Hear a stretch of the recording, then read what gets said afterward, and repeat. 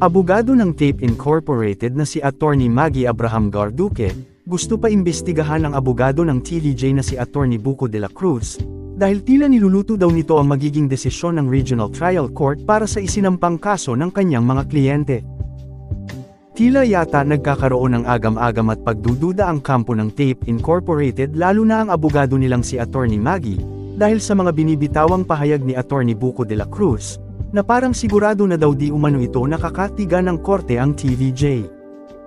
Sa isang panayam nga ni Attorney Maggie, sinabi nitong napanood niya ang interview ni Attorney Buko de la Cruz sa show ni Mr. Kung Fu.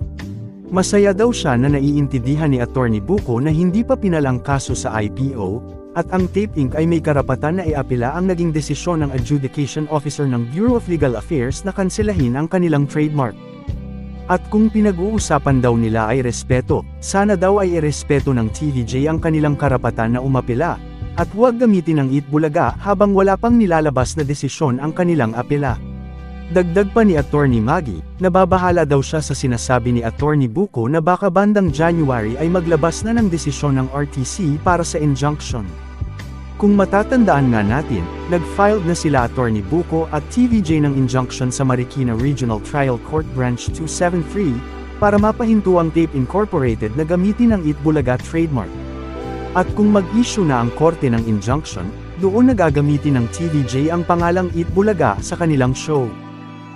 Pero mas concerned, or should I say bothered, ako sa last statement niya na alam niya na January magre-release ng desisyon ng RTC Marikina sa copyright case at maglalabas din daw ito ng injunction laban sa Tape Inc.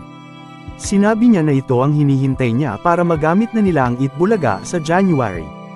He is putting RTC Marikina in a compromising situation na parang alam na niya ang desisyon ng court. Yan nga ang naging pahayag ni Attorney Maggie patungkol dito sa abogado ng TVJ, na tila yata parang may agam-agam siya o paghihinala na baka may nangyayaring kakaiba sa loob ng korte na hindi nila alam, dahil parang siguradong sigurado na daw di umano itong si Attorney Buko na may desisyon na sa January at pabor sa kanila ang magiging hatol ng hukuman. O baka sadyang hinahanapan lang ng butas ni Attorney Maggie itong si Attorney Buko de la Cruz at para masira ang diskarte, dahil alam na niyang malakas na ang pinanghahawakan ngayon ng TVJ mula sa Intellectual Property Office of the Philippines. O kaya naman taktika lang din ito ni Attorney Maggie para pumabor sa kanila ang hatol, dahil binigyan niya ng rason ang mga tao na pagdudahan ang pahayag ni Attorney Buko, at baka isipin niya na dahil ayaw ng korte na questionin pa ang resulta ay ibigay na lang sa kanila.